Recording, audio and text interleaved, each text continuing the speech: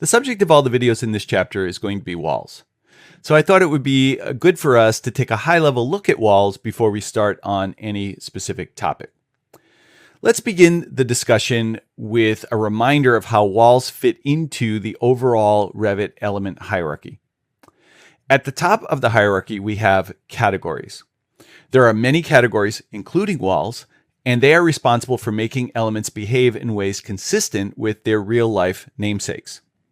Categories next branch into families, and there are two varieties: component or loadable families and system families. The main two distinctions of note between these two are if the family is loadable or if it is editable. Component categories are loadable and editable by the end user. System categories are not. So to use a loadable category, you must first load and possibly create a family of that category to make that element available for use. With system categories, loading is not possible, nor is it necessary, because they are already available within your file. System families are built in. That's what system means.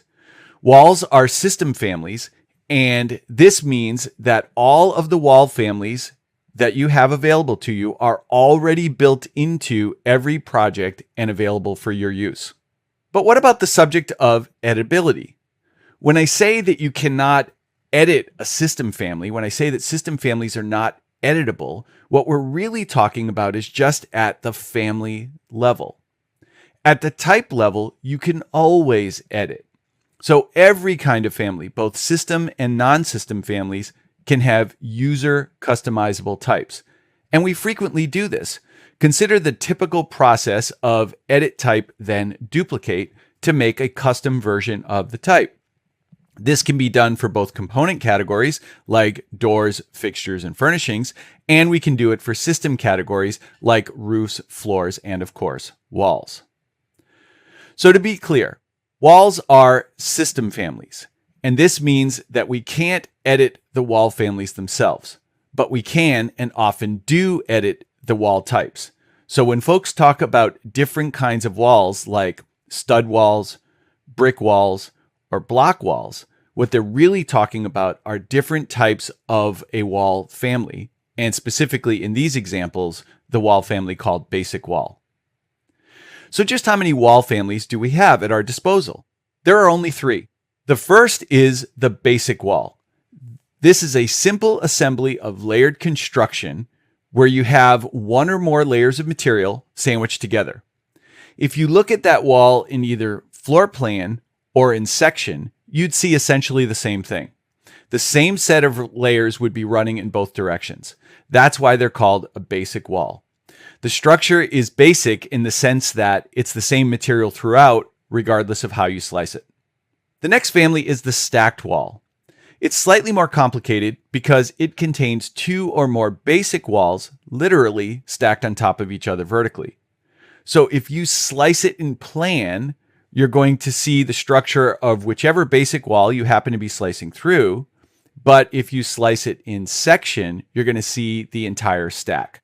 This means that it varies in the vertical direction from what it looks like in the horizontal direction. The third and final wall family is the most complex. It's the curtain wall. This has a complex grid pattern of structure that defines a series of bays running both horizontally and vertically. We can express those bays using a variety of nested subcomponents, which include mullions and panels. One way to think about the three different wall families is that they get progressively more complex as you move from the basic wall on up to the curtain wall. In the videos that follow in this chapter, we're going to consider each kind of wall family and gain some hands-on experience using each one. Now, we're going to be focused on basic walls here, and we're going to create a wall for this condition right here in these restrooms. So the wall that's there is a bit narrow to receive the plumbing that would be required in that wall. So we're going to create our own custom type to accommodate that situation. Now, what I typically recommend that you do when you are getting ready to create your own custom wall type is to start with a wall that's close to the one that you want to create. And I've done that here in this situation. So this wall is the same as any of these others in these other spaces here. And the assembly structure of that wall is that it is a metal stud in the center, and then it's got a layer of drywall on each side. So it's a pretty basic stud wall construction. So let's take a look at that, and then we'll talk about how to create our own custom one here. So to get to that assembly structure, you just select the wall and then click Edit Type. And that's going to take us to this dialog. Now, I do want to remind you that walls are system families. So we're not going to be creating a new wall family. Sometimes folks say that, but what you're really doing is creating a new wall type. Okay.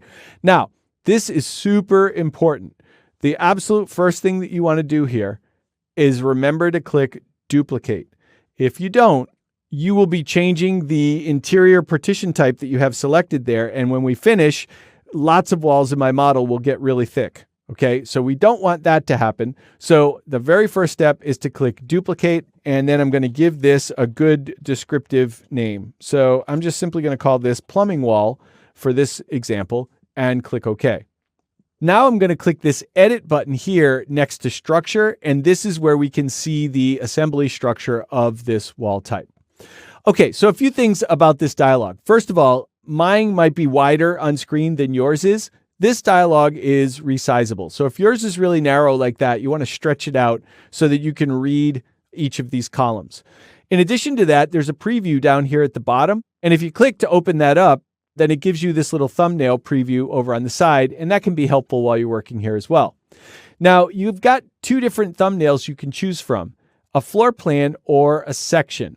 I like the section because when I select layers in the table here, they highlight over here, but it doesn't do that in the floor plan. So let me show you. I'm going to switch to section. Now, initially, it's going to get really tall. So over here, there is a sample height field, and I'm going to drop that down to just 3 feet if you're working in imperial, or 900 millimeters if you're working in metric. Then I'll right-click anywhere in this preview and choose Zoom to Fit. And that brings us in a little bit closer so we can actually see what we've got here. And now notice that I have layer 5 selected, and it's highlighted there in the preview. Here's the core boundary. Here's the structure layer, the next core boundary, and the finished layer, layer 1.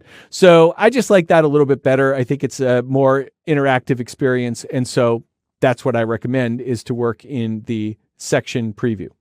So now we're here, and what we want to do is consider the current assembly and how we want to modify it to create this plumbing wall. And it turns out that all we really need to do is add another stud layer and then an airspace in between the two.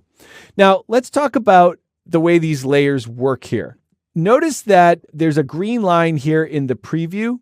And if I click over here on this finished layer, there's another one over here. Those green lines are this core boundary and this core boundary. Okay.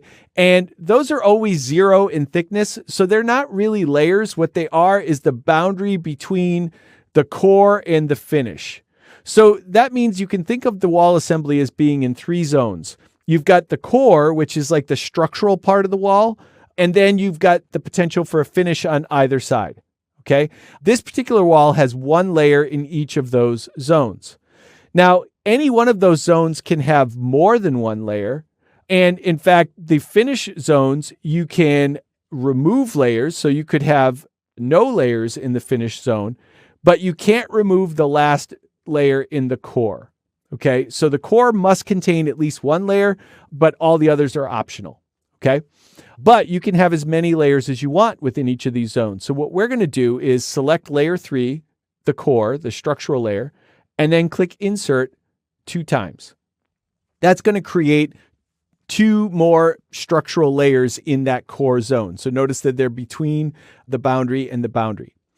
Now, the preview hasn't updated yet, and that's because the thicknesses of these 2 layers are still set to 0. So the easiest thing to do is I want to make layer 3 match layer 5. So I'm going to select the thickness of layer 5, Control C to put that on my clipboard, and then click here and do Control V to paste that in. So that's the easiest way to copy that information over, just using copy and paste. Then I'm going to repeat that with the material. So I'm going to select metal stud layer, Control C, click on where it says by category here, and Control V. And now I've got those two stud layers established. So now I just need to widen the space in between those two to create my air gap. So let's click here in the thickness for layer 4 and type in a value. If you're working in imperial, go with 5 inches. If you're in metric, do 125 millimeters. So we're almost there. The only thing we need to do now is assign an appropriate material and function to this layer. So let's start with the material. I can't do copy and paste this time. So what I'm going to do instead is click the browse button here and just find an appropriate material in the material list. Now, it turns out that I just want an air gap, so it's right here at the top of the list, but you can also search in this dialog. So if you're looking for brick or concrete or some other material, you can just type the name up there. But again, as I said, we just want the air material here. That'll be perfectly fine for this, and that will assign it to that layer. Finally, that leaves us with the function here in the first column. Now, the functions are a list of built-in values, starting with structure at the top, going down to the finish layers at the bottom. And there's also a membrane layer, which we're going to ignore for now. So the first 5 entries have numbers next to them, 1 through 5. Number 1, structure, is the highest priority component. Finish to 5 is the lowest priority component. So all that means is when two walls intersect one another that have varying priorities, those numbers are going to help determine how those wall layers interact with one another. And I'm going to show you that directly on screen in just a moment.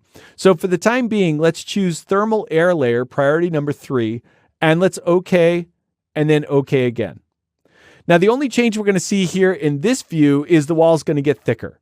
Okay, so that's good. That's what we wanted to have happen. But now I want to show you that layer assembly in closer detail.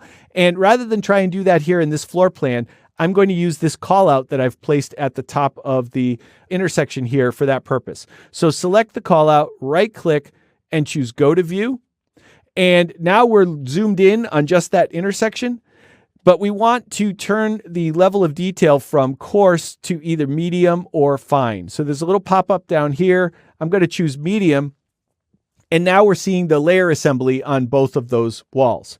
So this exterior brick wall has its core in this wide layer down here. That's the stud layer. And then it's got a substrate, an air gap, and a brick veneer on the exterior finish side. On the interior finish side, it's got drywall. Our wall, well, you've already seen the assembly of it because we just built it together. Now, to really understand how the priorities work, let's just temporarily do something that would not normally be done, but let's go ahead and drag this wall through the brick wall like so to get it to pass right through the brick veneer on the exterior of the wall. Okay, so looking at it this way, you can start to understand now how the priorities function. The metal stud layers in both walls are intersecting each other and cleaning up seamlessly. And that's because both the priority, structure priority 1, and the material, metal stud layer, match. If either of those don't match, you'll get some sort of a seam there. It won't be smooth and continuous. Now, if you recall the assemblies, the next priority was substrate priority 2, and that's plywood sheathing in the case of this wall. And if I zoom in here, you can see that's right next to the core. Then next comes an air layer of priority 3. That's this one here, finally followed by brick at priority 4. So as we look at this, you can see that even though the plywood layer is priority 2, it's being interrupted by the metal stud layers because they have a higher priority. Okay. And then finally, when we look at the finishes, you can see that the two drywalls are cleaning up together seamlessly because they're the same material and the same priority. So hopefully that gives you a little bit better sense of how the assembly structure works and how these walls will clean up with one another. I'm just going to reverse that wall connection there.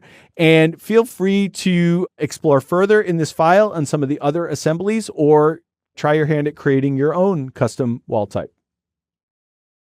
In this video, we're going to take a look at stacked walls. Stacked walls are one of our 3 system families, and they are quite literally a stack of basic walls sitting on top of one another. So let me start by showing you what we're going to do. I'm going to go to the Building Sections branch here on the project browser, double-click the section at East Wing. Let's zoom in over here on the right, and what we currently have is a basic wall with brick veneer sitting on top of another basic wall for the foundation. As an alternative, you could create a single stacked wall that incorporates both of those basic walls and then draw it as a single wall. Now, it's not necessarily better to do it that way. It's not worse to do it that way. It's just another way to do it. So I want to go through the process with you here so you can see that as an alternative. Okay, so if we're going to use that as our approach, that means that all of these foundation walls that we currently have are going to become redundant. So what I'm actually going to do is select all instances of the foundation wall in the view. You'll see there are 8 of them, and I'm going to delete them. Now, that will also remove the foundations, so we will have to come back and re-add those foundations later, and I'll show you how to do that. The next step is I want to take the walls that remain, the brick walls, and I'm going to highlight one of them, press Tab, and that should give me a chain going all the way around the perimeter of the building. Now, you may recall that if you move your mouse slightly, you can end up with one of 2 chains here, either an internal chain or an external chain. So I want to make sure that I'm getting the external chain and click. In other words, I'm going to ignore this wall across the top here, and I want to get the remaining walls, which is a quantity of 9. So with those walls selected, the first thing I want to do is change their base constraint. Since we removed the foundation walls, we're going to take these walls and drop them down to top of footing. When you apply that, you're going to see the bottom edges of all those walls drop down to that new location. Keep them selected. And now we're going to come over here to the type selector drop down, scroll all the way down to the bottom, and you will see that there is a stacked wall branch, and there are 3 types currently in this file. So you always want to pick one that's close to what you want and then modify it. So the same approach we took when building a custom basic wall. So I'm going to pick this one in the middle here, which is exterior brick over CMU with metal stud, and I'll select that. So that'll take a moment to apply, and when it does, you're going to see the construction of the wall change slightly. The most noticeable thing will be the concrete masonry units at the base, and it will generate this warning here. Okay. Now it says it cannot be ignored. If you expand, you can see that what can't be ignored are the first 4 errors. There are 8 of them that can be ignored. Now, these errors have to do with some of the dimensions that are here in our file. I'm going to just remove those dimensions. I'm not concerned about that for this example, but if you want to investigate, what you can do is select an error, click Show, and that will attempt to take you to a view that shows what the problem is, and then you can investigate further before making your decision. In this case, I'm simply going to click Remove References so that we can continue. But that does mean that I have deleted some of the dimensions in some of the views. So just be aware of that. Okay, I've still got the 9 walls selected. I'm going to go to Edit Type next. And now I'm going to click Duplicate. Now remember how important it is to duplicate before you make any changes. You don't want to change the original type. You want to create your own custom type first. So I'm going to call this Exterior Shell and click OK. There's a single Edit Structure button here. So let's click that next. That takes me into the list of basic walls that we are stacking on top of one another. This one is really simple. There's a CMU wall upon which is stacked a brick wall. Now, the brick wall is the type we were already using in this project. We're going to keep that one. One of the walls in the stack will have a variable height. That's the brick wall. We want to keep that as well. So there's nothing to do on layer 1. It's already correct. For layer 2, we're going to select it, and open up this drop-down list here. And this lists all of the basic walls that are currently in the file. Scroll down to the foundation walls and select foundation 12-inch concrete or foundation 300 millimeter concrete, depending on which file you're working in. That replaces the bottom wall with the foundation wall. And then next to it, we can set the height of that wall. Now, the walls that we deleted were 5 feet tall in imperial or 1,500 millimeters in metric. So go ahead and set that as the height. That leaves us with the location line. So as you can see, these two walls are jogged from one another at the moment. And that's because up here, the location line that's being used is core center line. And that's not maybe the best choice for these two walls. So you can choose any of these options. And I think a better choice will be core face interior. And you'll see it shift. And I think that works a lot better for this construction. So that's all we need to do. I'll click OK, OK again. And now our model is pretty much back to where we started from. The only difference is instead of being two separate walls on top of each other, this is now a single stacked wall. Now, we lost the footings, as we've already seen. So let's go to the Structure tab. The wall footing tool is right here. And you can just simply touch each of the walls and it will add a new footing underneath those walls. Hold the Shift key and spin around, and you can keep going around the model to make sure that you get all of the exterior walls like so, and click the Modify tool to cancel out. Now, we've got the 3 walls on the east wing, which we ought to treat a little differently. So let's select this one, hold the Control key down, this one, and this one. We're going to go to Edit Type. We're going to duplicate it again and give it a new name. So I'm going to add the suffix with parapet to the end, and I'm going to zoom in up here near the top, go to Edit Structure.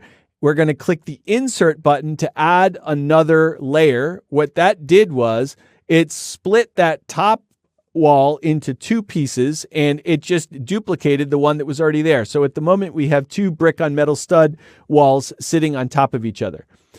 Change the top one, which is now item number 1, to a wall type that I've already placed in the exercise file. It's called RET for Revit Essential Training Exterior Brick Parapet.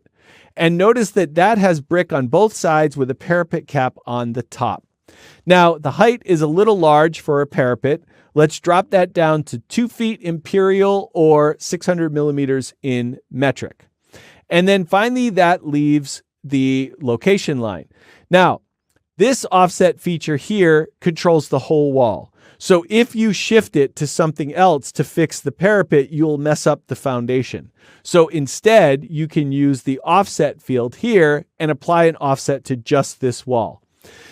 To figure out how much that offset should be, the easiest thing to do is to OK out of all of here, go to a section view and measure it.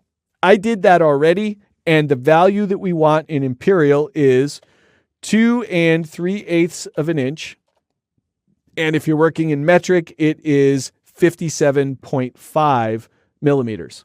When you do that offset, everything should line up perfectly. Click OK, OK again. You can see the wall is coming in the background, but we've got this message here saying that walls overlap, and it's highlighting the one at the top there in orange. I'm just going to ignore that for now, but you can see there is a little bit of a gap there that you might want to address, but I want to get past that so that we can see the result of what we've done. Notice that we now have this new stacked wall here that incorporates this parapet design. Now, that pretty much completes what we want to do with stacked walls, but I want to point out a few things that you might want to further explore in this file. Your roof sketches need some attention because the sketch lines that make up those sketches no longer touch the faces of the walls properly. And that's true of this one and this one. Notice that this one here is kind of penetrating into the walls right now. So you might want to select each of those roofs, do edit footprint, and use your align tool to adjust those sketches.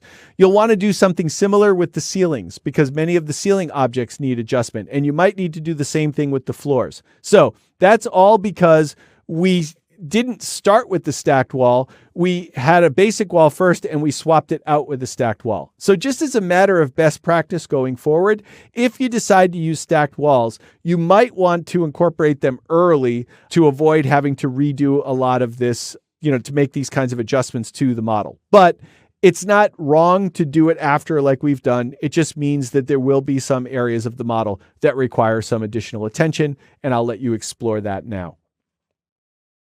In this video, we're going to continue our exploration of the various wall families and move on to the curtain wall. So to begin exploring the curtain wall, I'm just going to create one freestanding out in front of the building. And to do that, you just simply use the wall tool. So the wall tool gives you access to each of the 3 wall families. So of course, up until now, we've been accessing basic walls with this tool. But if you scroll down, you will see the stacked walls here that we looked at in the previous video. And then right above that are the curtain walls. So choose this one here called Storefront, and then click a point somewhere out in front of the building. Start moving directly horizontally to the right, and then type in 28 feet if you're working in imperial or 8,400 millimeters if you're working in metric. I'm going to click the modify tool to cancel out of there, and then I'm going to ignore this duplicate type marks warning and just sort of click anywhere to dismiss that.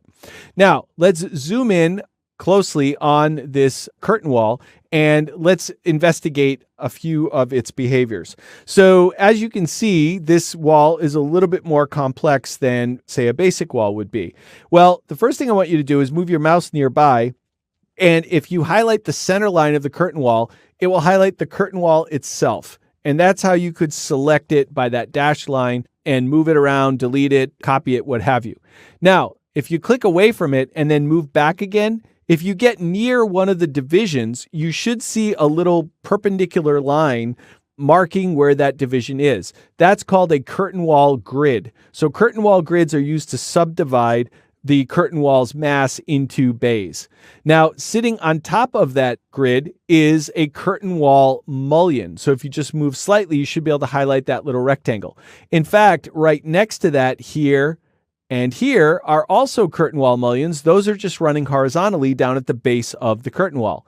And then if you move nearby this really thin rectangle here, you're going to need to use your tab key, but you should be able to tab in and locate the curtain panel, which infills each of those bays. So those are the different pieces that make up a curtain wall. You're probably going to be able to see that and understand that even better, though, if we switch to another view. So why don't we switch to the default 3D view? So I'm going to click the little birdhouse icon up here on the quick access toolbar. I'll zoom in. I'm going to select the curtain wall, which I can do by selecting the dashed box, and then hold the shift key down and drag the wheel to orbit around that selected curtain wall until I can see it at a better vantage point. Now, I think the first thing you're probably noticing is the curtain wall panels are transparent. So notice that we can see right through them there. Okay. So that's the first thing that I wanted you to see. The next thing I want you to see is that take notice of the direction of the mullions. So notice that the horizontal mullions are being interrupted by the vertical mullions. Okay, so we'll look more at that in just a moment. The next thing I want to direct your attention to is these little dots at the end and these little triangles on the top and the bottom. So let's take this little dot at the end here and interact with it. Now, before you do anything to that dot, I want you to look at the curtain wall and count how many bays we have. So notice that there are 6 bays running vertically, and they're all equally spaced. That's important, okay? So now I'm going to click this little dot, and I'm going to drag it about the width of 1 bay.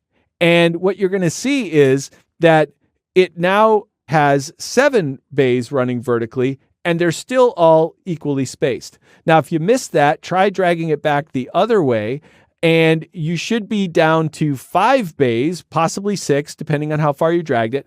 But regardless of whether it's 5 or 6, notice that they're still equally spaced. Okay, so that's the behavior running in the length direction.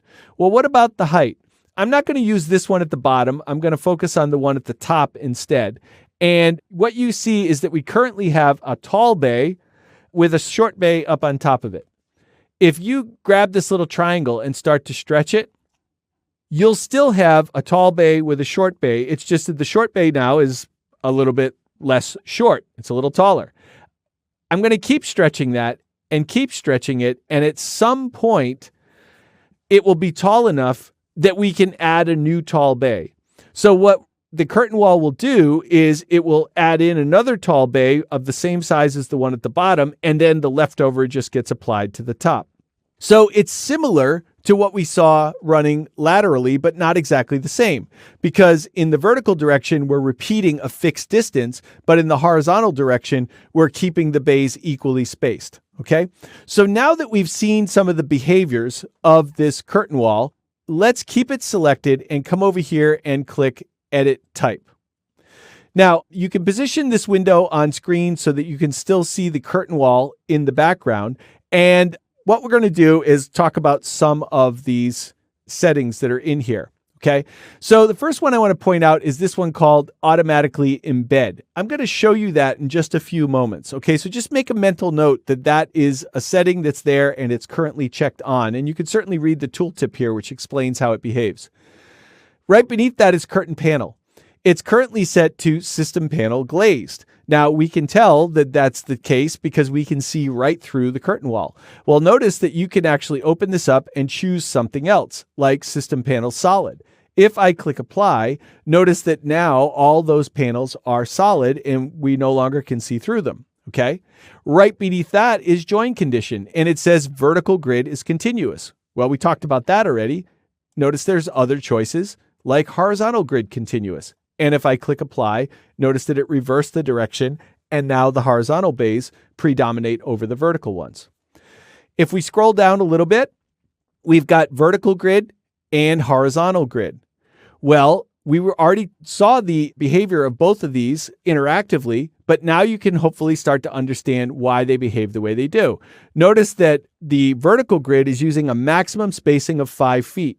This accounts for why they were equally spaced, because every time it gets close to going over 5 feet, it just simply adds another bay and then redistributes all of the spacing. Contrast that to the horizontal grid, which is using a fixed distance of 8 feet or 2,400 millimeters and repeating that along the height of the curtain wall.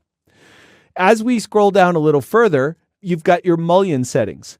Now, these are all using a simple rectangular mullion at the moment, but you can change any one of these conditions and choose a different mullion if you want to see the effect. So for example, there's a circular mullion here, and I'm going to choose that and click Apply. And notice that all of the vertical mullions now on the interior of the curtain wall have changed to this round shape. So the one thing that I did wrong here, or not following best practice, is I broke the rule about always duplicating the curtain wall first. So what I'm going to do is cancel, and then I'm going to come up to my undo drop down here and remove those 3 modifications that I made to get back to the original. If you want to do any of those changes more permanently, then select the curtain wall, edit type, duplicate it first, and then feel free to make whatever changes you'd like to make. So I'll let you explore that further on your own if you wish. Meanwhile, I'm going to go back to the level 1 floor plan, and I'm going to focus on the stairwell here at the top of the plan. And now I want to show you that automatically embed behavior that we pointed out in the edit type. So I'm going to go back to the wall tool and start creating another storefront. So notice it remembers all of the previous settings. I'm going to highlight the midpoint of this exterior wall, and I want to be able to see that dimension there. And if you're working in imperial, let's go with about 6 inches. If you're working in metric, let's go with about 150 millimeters, and then click right on top of the existing wall. Move to the right horizontally, and then type in 18 feet for imperial or 5,400 in metric, and it will create the curtain wall right on top of the existing wall and embed itself within it. So I'm going to click the Modify tool to cancel, and we can probably see this better if we switch to an elevation view. So let's expand building elevations, open up the north elevation and zoom in. And now you can see this curtain wall very clearly is embedded right in the mass of the wall itself. So it's almost like the curtain wall is a giant window now. Now, we've already seen that we can adjust things like the height and so forth and reshape the curtain wall. You can do that right in the embedded curtain wall, and it will adjust the whole interactively. Well, what I didn't show you before is sometimes these numbers, when you drag it with the grips, are a little bit random. So what I actually prefer to do is to use my properties palette, and I'm going to set the top of this curtain wall up to the high roof, and then optionally apply a top offset if I want to customize it further. Now, when I do that, it looks pretty good over here, but on the left-hand side, it's a little too close to this roof eave. So you could use the top offset to drop the height down a little bit, but then that top bay is going to get a little narrow. So what I'm going to do instead is take advantage of a feature that all walls have, which is called Edit Profile. With Edit Profile, you can customize the shape of your wall's elevation to any shape you like. So I'm going to click Edit Profile. That puts me in a sketch mode. I'm going to open up my toolbox here and choose the Pick Lines. I'm going to couple that with an offset of 4 feet imperial or 1200 millimeters metric, and I'm going to offset a line down from the underside of the roof. Then go to Trim and Extend and trim this corner and this corner, click Finish, and that customizes the shape of the curtain wall, and it now looks a little bit better with respect to the roof. So there's plenty more that you can explore with curtain walls here in this file if you wish, and then when you're ready, you can move on. Sometimes you'll want to create a curtain wall where the layout of the grids and mullions is customized. So this isn't easily achieved in the Edit Type dialog, so I'm going to show you an alternative approach here in this video. So to do this, we're going to create a custom entry for the main part of the building here, and I've removed the door that used to be here, and we'll replace it with a curtain wall now. So let's go to the Wall tool, and it remembers that the last curtain wall that I used was storefront. I'm going to change that, and this time we're going to use one called Not Defined. Now, all Not Defined means is there's nothing set up in this curtain wall type. It's going to be just a big blank slate, and we'll be able to customize it to our liking. So I'm going to draw this directly on top of this exterior wall here. Okay, so you just want to put your mouse right on the center line of the wall. And I'm going to start about 1'6" away from the end there, or 450 millimeters. If you can't snap exactly to 450, you can do about 400. It doesn't matter. You just want to be offset a little bit from the end. And I want the length of this to be 15 feet in imperial or 4,500 millimeters metric, and you can just type that in and press enter. Now, when you do, it will generate a warning down here telling us that the highlighted walls overlap, but it's telling us that we can use cut geometry to solve the problem. So let's look at that now. I'm going to click the Modify tool to cancel. I'm going to click anywhere to dismiss that warning. So let's go to the Modify tab, and Cut Geometry is right here, and I'll click that. And what you do is you select the wall that you want to cut, so that's the brick wall, and then what you want to cut it with, and that's the curtain wall. And that will embed that curtain wall into that wall and solve the problem. Now, another thing I want to address while we're here in Plan is to select the curtain wall. It's got a little flip grip. Notice that the glass is favoring the inside right now. I'd like to flip that the other way so that the glass now favors the outside. So at this point, I want to switch views because I think it'll be a little bit easier to work with this curtain wall in maybe an elevation view. So let's scroll down here on the project browser, locate the south elevation, and double click that to open it up. And then let's zoom in on the curtain wall here. Now you can see that it came in rather tall. So I'm going to tab in until I get just the curtain wall here and select it. And instead of a very tall, unconnected height, what I'm going to do instead is change it to up to level 2. And that will shorten it down to just underneath this canopy that we have in the front of the building here. And now I'm going to zoom in even closer so that we can begin customizing the layout of our design. So to do that, we go to Architecture, and we're going to use the Curtain Grid tool. Now, Curtain Grid is quite simple. You just put your mouse near the edge of the curtain wall, and you can add grid lines either horizontally or vertically. So let's add one on all 4 edges, and then I'm going to add 3 more in the middle. And I'll click the Modify tool to cancel. Now, I place those kind of randomly because, like other places in Revit, we can simply come back and select them later and use the temporary dimension value here to modify the position. So make sure you're clicking right on the number and put in 2 in imperial or 600 in metric. I'll do it again at the top, 2 in imperial or 600 in metric. Now, you could continue with temporary dimensions, but I think sometimes it's a little easier to use a permanent dimension first. So let me show you that method. I'm going to come up here to the Quick Access toolbar, click the Aligned Dimension tool, or DI, and let me dimension the location of each grid line. So I'm going to select each grid line here to add those as witness lines, and then also add the edges of the curtain wall on both left and right. I'll move down below the curtain wall here to place it in empty white space, and then let's click the Modify tool to get out of there. So now that I have a dimension string, what you can do is select the grid line, and you will see a temporary dimension appear here, and you could use that if you want, but notice that the 2 numbers down on the permanent dimension have activated, and you can edit those as well. So that's what I prefer, and that's why I wanted to create the dimension string. So for the first distance from the left, I want to do 1'6" or 450 millimeters. And then the next bay over, I want to be 3 feet or 900 millimeters. Now here's a common mistake. You see the dimension, so you go right in there and edit it, and notice that that actually moved the same grid line, and it's changed the distance here. So I wanted this one 1'6" or 450. Let's leave it there. What we were supposed to do is change selection. So just try to remember that you need to change the selection before you edit the value. So keep going in that fashion, moving across the facade here until you have edited all of them like so. So just double check your distances to see if they match. Here's the dimensions right here. And now let's move on to customizing the curtain panels. So what I'd like to do is have a doorway right in the middle of this curtain wall.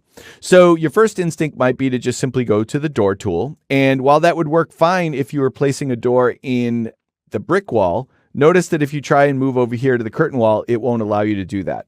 So curtain walls can't host doors directly. So what we need to do instead is use a custom curtain panel that you would choose on the properties palette that is configured like a door. So the first thing, though, is that none of my panels is correctly sized yet. I actually want my door to occupy the 4 panels in the middle here. So we can merge the panels together. Let's do that first, and then I'll show you how we can put a door there. So I'm going to select the grid line running right down the middle. And up here on the ribbon, we have an Add and Remove Segments tool. So I'll click that, and you just touch the segment that you either want to add or remove. So in that case, I've removed the one in the middle, and I now have a big wide bay in that location.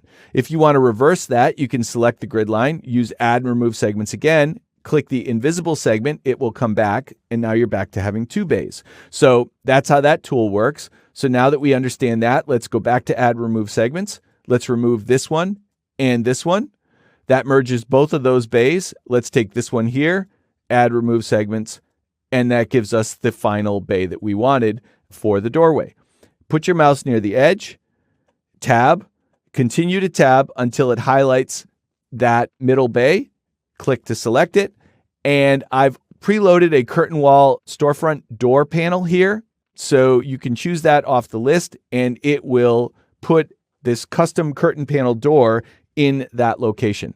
Now, the way that I loaded that was simply to go to Insert, Load Autodesk Family, and searched for that family and loaded it in. So if you want to use this same door family in your own projects, it's simple to load.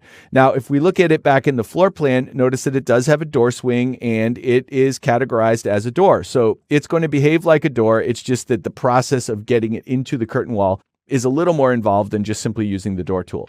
Okay, so in addition to changing the door panel, what I also want to do is the bottom base here, I want to use spandrel glass. So I'm going to highlight one of the edges and start to tab until I get one of those bottom panels. I'll right click it, go to select panels along the horizontal grid. I don't want the door to be included, so I'm going to hold the Shift key and remove that. And then with that selection, I will go to the Properties palette, the Type selector, and change from glazed to solid. Now, when you deselect it, it's going to be difficult to tell that we've made any kind of a change here. So let's change the shading mode in this view to make that a little bit easier to see. So there's a visual style pop-up here. And if you choose consistent colors, it'll do a pretty good job of showing you that the bottom bay is now set to spandrel glass. Okay, so those are the panels that we need. Now let's move on to mullions to kind of finish up this design. So let's go to architecture and click the mullion tool. It defaults to grid line, which means that if you touch the grid line, it'll add mullions all the way across. So let's do that above the door. Let's do it at the very top of the curtain wall. And let's do it for all of these verticals, including the one above the door there. And then finally, the horizontal one at the top of the spandrel glass. Don't do the bottom edge because we don't want mullions under the door. So what we're going to do there instead is use grid line segment. So you just change the selection mode here. And now you can place one mullion at a time in just the locations that need it. And then click modify when you're done to cancel out. So the last little finishing touch that I want to do here is the mullion joints can be toggled. And that can be a little nice detail to add sometimes. So go ahead and try that in a few locations just to add a little bit of interest to the design. Now, I did it selectively there, but if you prefer to toggle the mullion joints across the entire grid line, then it's a little quicker if you first right-click one of the mullions, select mullions on the grid line, and then you can use this button here on the ribbon to make them continuous all the way across, and that will toggle all of the joints for you. So I'm going to switch to the default 3D view now, the little birdhouse icon on the view control bar. Zoom in, hold the Shift key, orbit around so that we can get a better look at this, and kind of zoom right in. And you can, of course, see all the glasses nice and transparent. We can see our spandrel glass and our door. One last little finishing touch would be to change the level of detail in this view to fine. And notice that that will display hardware on our curtain wall door and actually on this other door off in the distance there beyond. So feel free to experiment further with this curtain wall, or if you like, try your hand at creating your own custom design off somewhere else on the facade. Sweeps and reveals offer powerful ways for us to customize the geometry of our walls.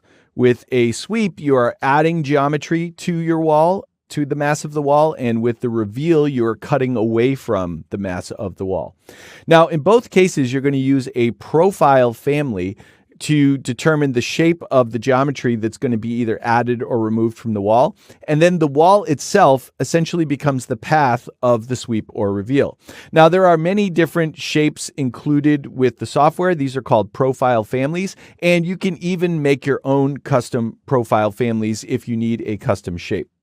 So in this example, I'm going to switch back to Revit and we're going to add some simple sweeps and reveals to our building design here.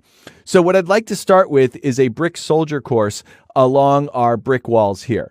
Now, the first thing that you need to be aware of is remember that our brick walls are actually part of a stacked wall. So if you simply select the wall, it's going to say stacked wall here. That's not where we can add the sweep. What we need to do is tab in. Now that's going to go chain first. We don't want the chain. Tab in again and then click, and it should now say basic wall exterior brick. If it doesn't, then you need to try again, because when you click edit type, you need to make sure you're looking at the type properties of the basic wall family, not the stacked wall. Okay, once you've done that, the next thing that you want to do here is go to the structure button and click edit. Now, down at the bottom of this window, it says Modify Vertical Structure Section Preview Only. So what this means is you must have the preview window turned on the left side, and it must be set to section. So notice that if I change the preview window to floor plan, it grays out all those buttons. And of course, if I turn off the preview, it also grays out those buttons. So make sure the preview is on, make sure it's set to section, and then that should light up sweeps and reveals. Now, we've got both sweeps and reveals, and we can add them either at the type level or we can add them wall by wall. So in this example, I'm doing a sweep at the type level, which means that it's going to apply to all instances of this wall, even though I only selected this one wall in the background, okay? That's a type-based sweep. We could do the same with reveals. Later, we're going to add a reveal instance-wise, wall by wall, but you could do both sweeps and reveals in the same way. Now, this sweep dialog that appears, I'm going to position it here so I can still see the preview in the background. And then I'm going to stretch it out a little wider so that the columns are more legible. And the first thing that you need to do is click the Add button here. So that's going to add your first sweep using the default profile. So let's click that drop down. And I've got some profiles already preloaded in this template file here. So when you scroll through the list, you can see there are several choices. And the one that I want is this Brick Soldier Course 3 bricks down toward the bottom there. Now let's click Apply. And this is the advantage of having the preview open so that we can see what that did. So notice that because it's a sweep, it's adding geometry to the wall and it put it down at the base of the wall there. So the distance field allows you to determine where along the height of the wall you want this placed. If you're working in imperial, I want that to be at 6 foot 4 inches. If you're working in metric, I want that to be at 1950 millimeters. We're measuring that from the base, but the other option is top. So if you prefer to measure down from the top of the wall, you can. So let's click Apply, and you'll see that moves up to the new location. Now, we're going to skip orientation. The side is exterior. Well, since this is going to be a soldier course for brick, it makes sense to keep it on the exterior, but the other choice is, of course, interior, which is what we're not going to do here. Now, notice it's hanging off the wall, which might be appropriate, but I actually want this soldier course to embed in the wall a little bit. So we're going to use an offset value here, and I'm going to set it to the thickness of a typical brick. So I'm going to let it protrude just a little bit. So a brick in imperial units is about 3 5/8 inches. I'm just going to go with 3.5 inches here. And the equivalent in metric would be maybe about 85 millimeters. Okay.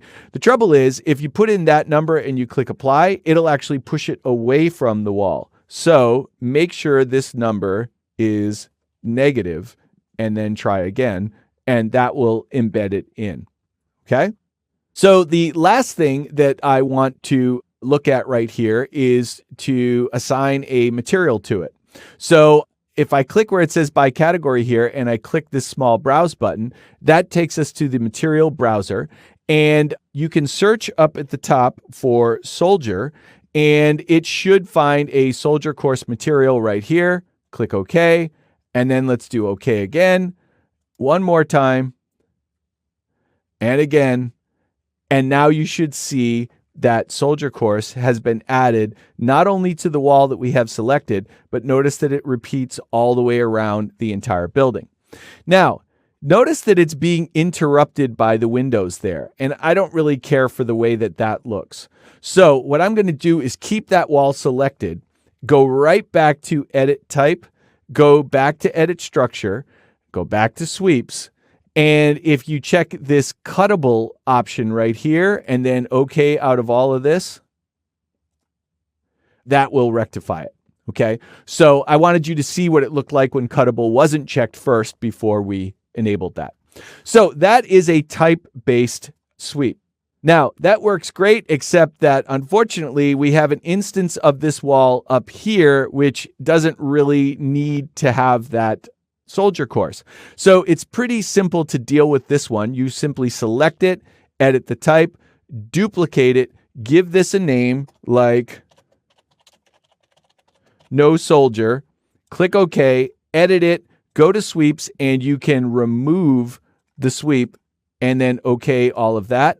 That will only apply to that one instance of the wall. The remaining walls will still have the soldier course. Now let's look at a reveal and specifically an instance-based reveal. Now, if you want to add instance-based either sweeps or reveals, you do that on the wall drop-down menu.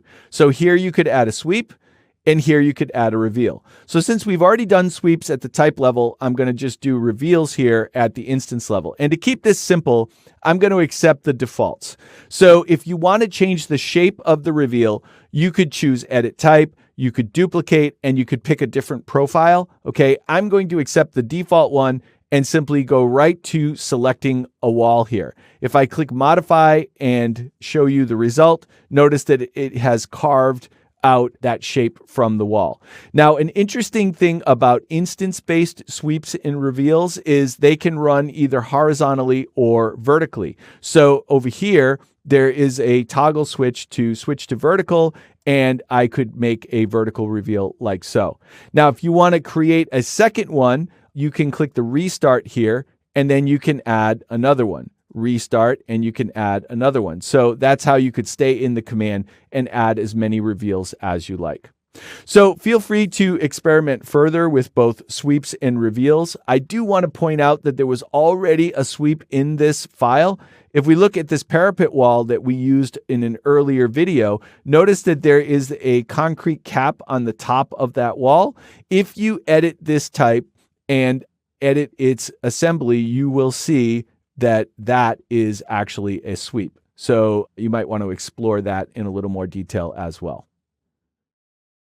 In this video, I want to address a topic that often gets discussed when we talk about building information modeling, and that is what is the appropriate level of detail at which we should model things. And there is no simple definitive answer to this question. There's even some potential controversy surrounding it. Different folks have different opinions on which things should be modeled, which things should be simply drawn or drafted in views. So my goal here is not to definitively answer this question and tell you the absolute truth of the matter. Rather, I want to raise some of the issues, have a little discussion, talk to you about what some of the considerations might be, and then give you potentially a few possible solutions you can choose in your own projects.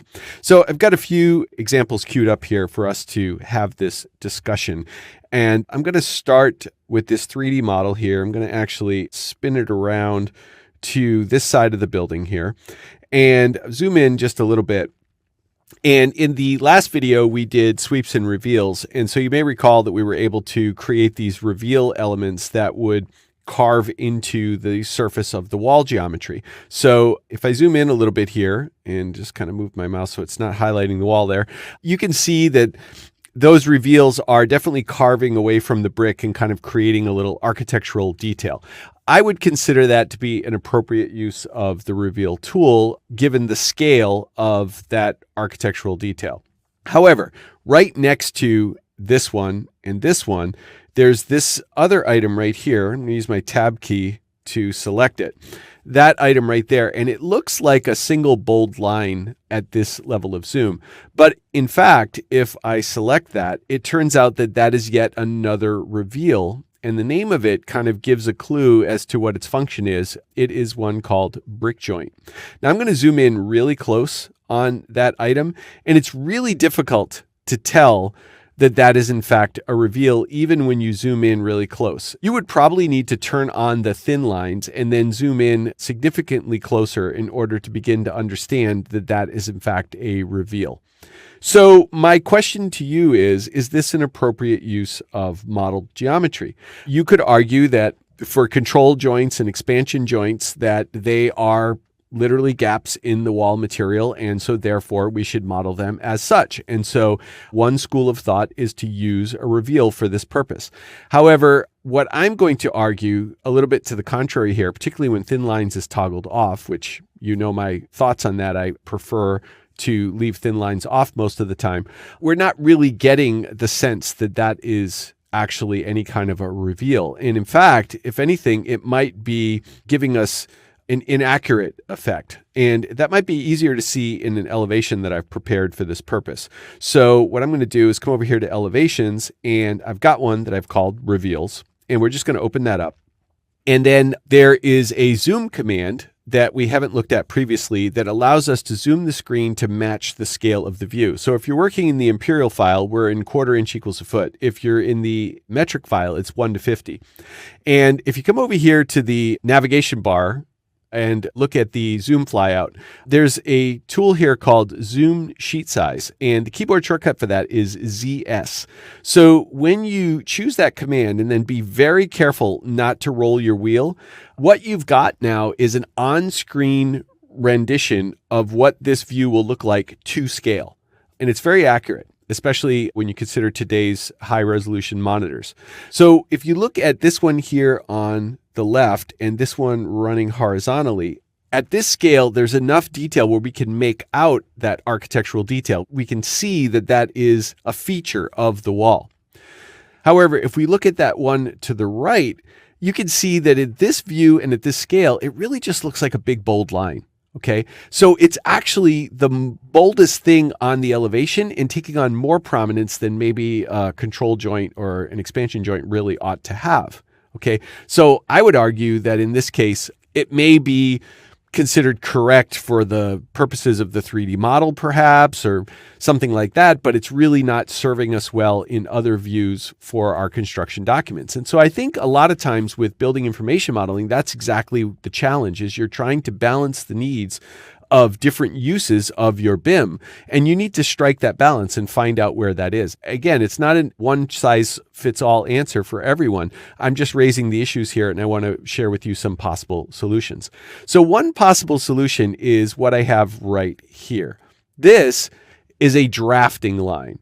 Okay, now you may have noticed that back here in the 3D, that line didn't show anywhere out here. It's not because it's hidden. That element is not hidden. It's because of the definition of what a detail line is. A detail line, or a drafting line as it's sometimes called, is a view-specific element, meaning that it only exists in this view in which I've created it. So I can create one by going to Annotate, choosing the Detail Line tool. You have a number of shapes over here. I'll just click Circle.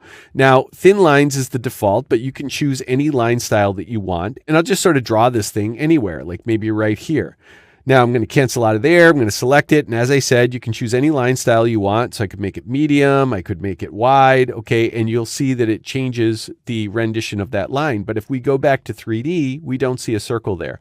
So it's not, again, because it's hidden. It's because the nature of a detail line is that it only shows in the view that it's created. So that is certainly one option. You could use detail lines instead of reveals, and you could just draw where those control joints occur.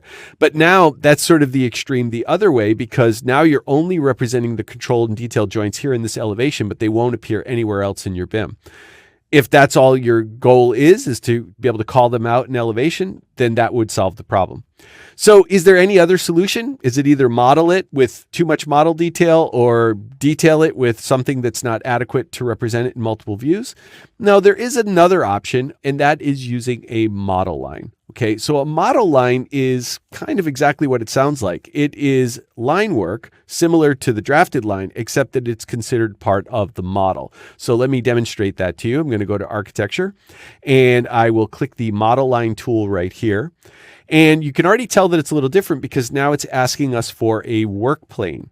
Okay, so model lines must be drawn on a work plane because they are part of your model. So I'm going to accept this default pick a plane option that appears here, click OK, and then notice that I'm able to pick the surface of the wall. So I'm going to draw these right on the surface of this brick wall.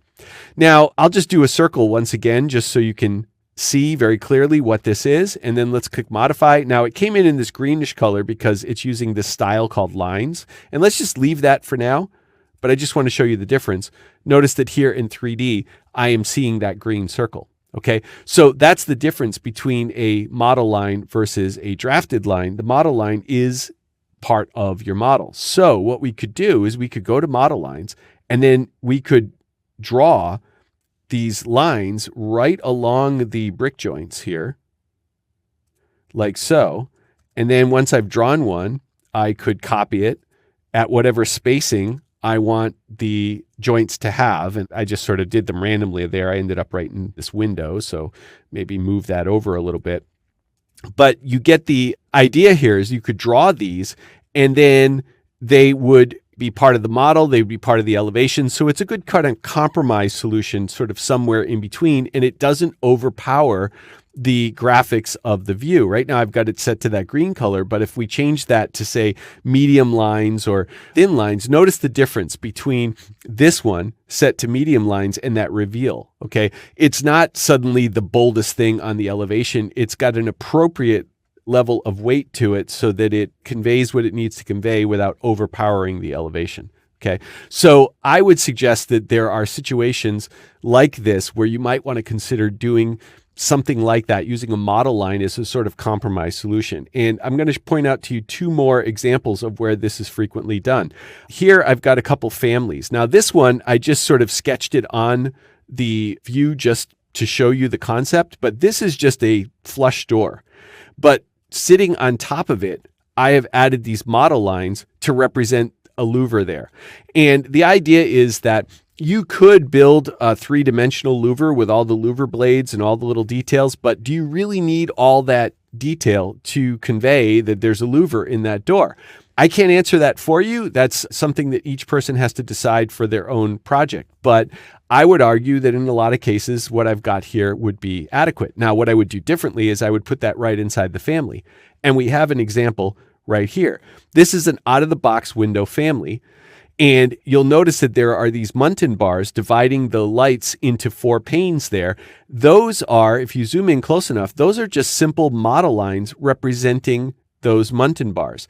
Now, the way this family works is at coarse level of detail, you don't see them at all. At medium, you just see model lines. And then when you go to fine, it actually substitutes in full 3D geometry. So they're actually using all 3 techniques in this family to achieve the result they want, and it would depend on the scale and the level of detail which display you would use. But these are just simple model lines embedded in that family. So it's definitely something to consider.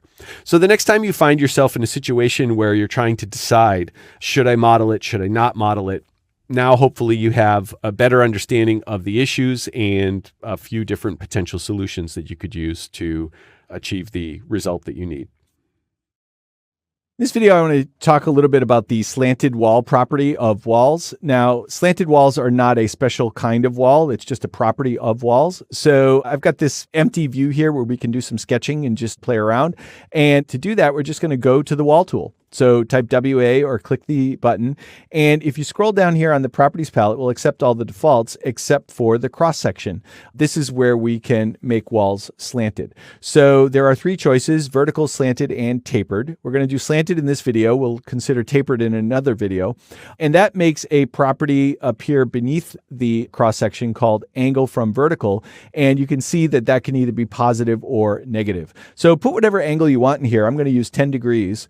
And then you're ready to start drawing some slanted walls. So I'm just going to start anywhere and just draw out a little segment, maybe turn the corner, draw a couple more, and you can kind of see that it's doing some nice cleanup there, but let's zoom in a little closer to see that a little more clearly.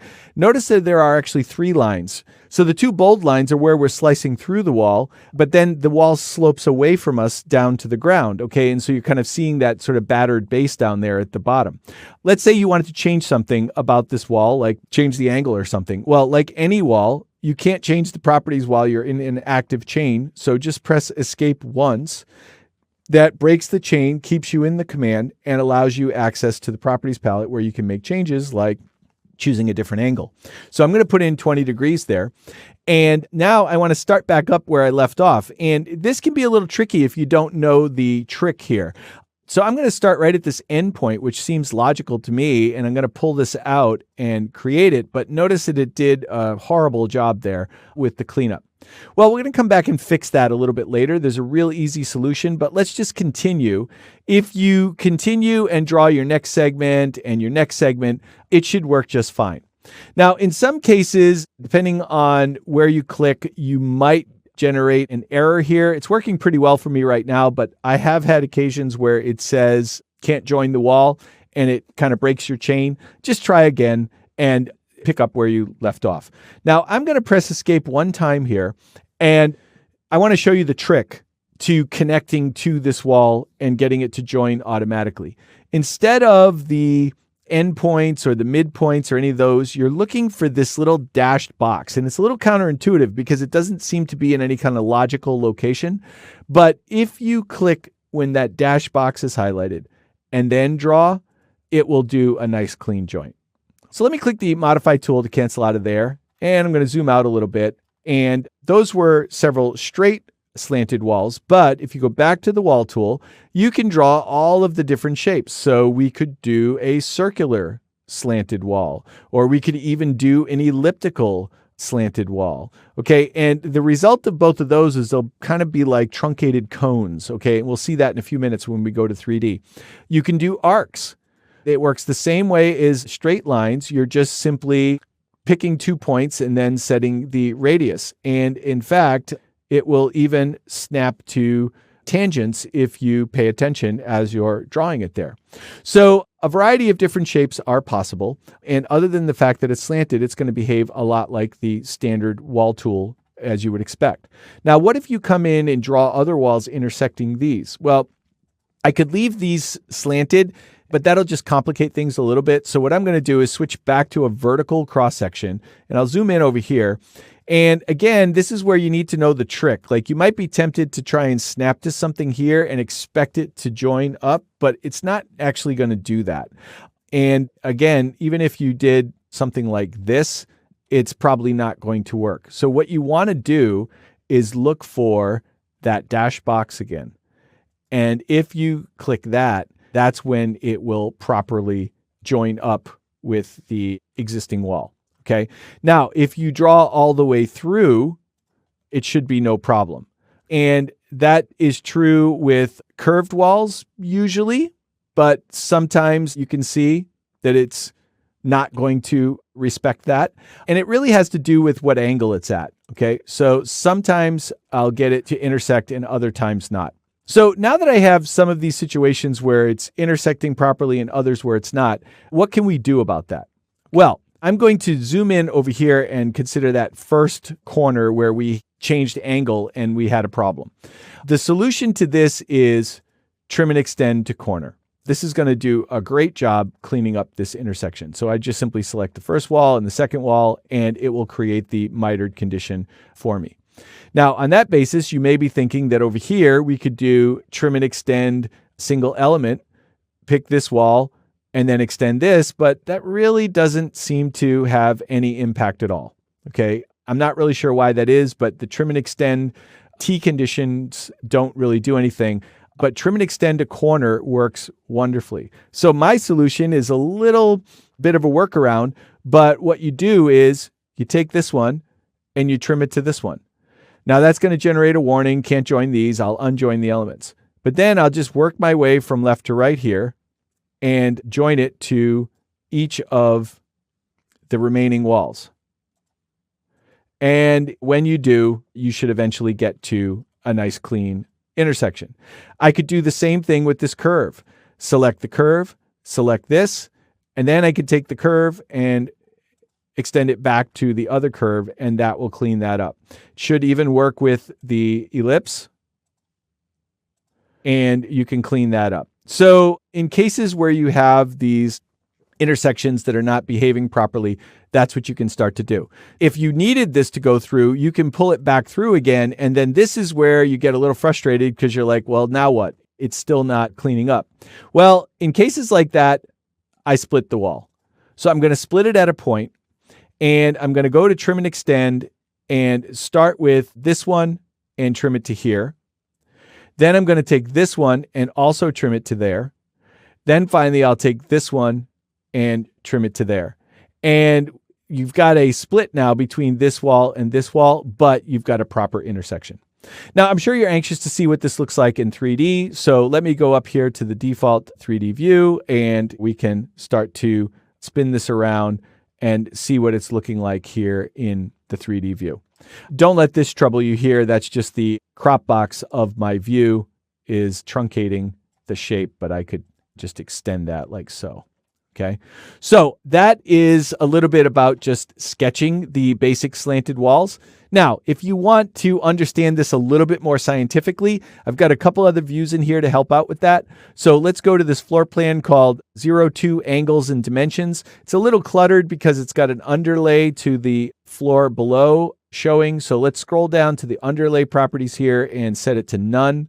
And then if you zoom in, these grids are telling you the angles of each of these walls just for your reference. And then of course, I've got some dimensions here.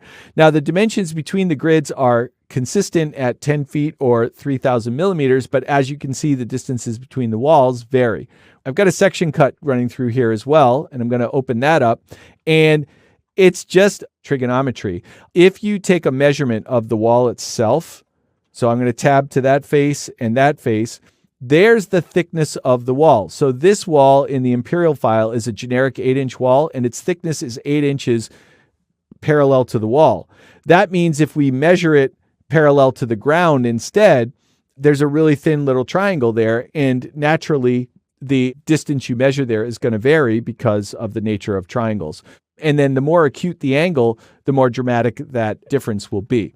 Now, to help you visualize that, I've created a reference plane over here to kind of mark where the cut plane is. And so that helps you hopefully start to visualize what's going on there when you have these slanted walls. In this video, I want to explore the tapered walls feature. So there are 3 different cross-section possibilities for walls. I'm going to select this wall number 1 over here. And we've obviously seen plenty of examples of vertical walls. That's your default. In the previous video, we looked at slanted walls where you could choose slanted and type in an angle. In this video, I want to talk about tapered walls. Now, if I select wall number 1 here and click tapered, it will fail. And it says this wall's type is not compatible with tapered cross-section. So that's the first little gotcha with tapered walls. They are definitely more complicated than either slanted or vertical. So let's move over to this wall, wall number 2 here, and let's talk about how to set this wall up to be tapered. Now, this is just the standard exterior brick on metal stud wall. I'm going to click Edit Type because the error message said that our type wasn't compatible. And then I'm going to go to Edit Structure. And to make this compatible, you need to make one of the layers of this wall variable. So notice over here on the right-hand side, you have this variable column. You can simply check one of the layers to make it variable. Now, you're only able to check one layer. So if you check one and then another, it'll uncheck the first one. And I think the layer that makes sense to be variable in this case is the air layer. Okay, so the air gap between in the middle of the wall is what I'm going to make the variable layer. I'll click OK. I'll click OK again. And now we're going to come over here to the properties palette, and it should allow me to set it to a tapered wall. But nothing really very exciting happens when I do that. So in addition to enabling it to be tapered, you still need to establish what you want the tapering to be. And that actually starts in the type dialog as well. So I'm going to go back to Edit Type.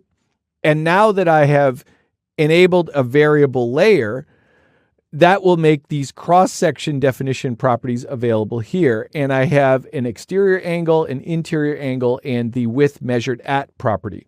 So let's put in 5 degrees for the exterior angle and click OK.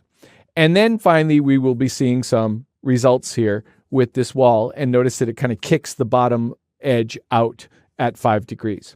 Now, you could choose just about any angle you want in the positive direction here. So I'm going to try 15 degrees and that will kick it out further.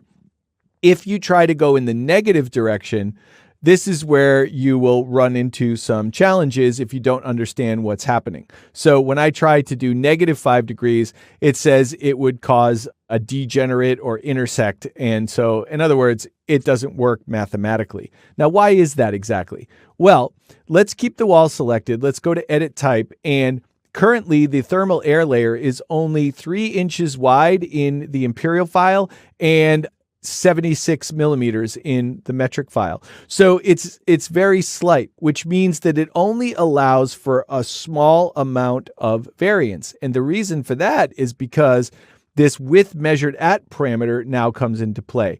So this can be one of 3 settings: top, base, and bottom.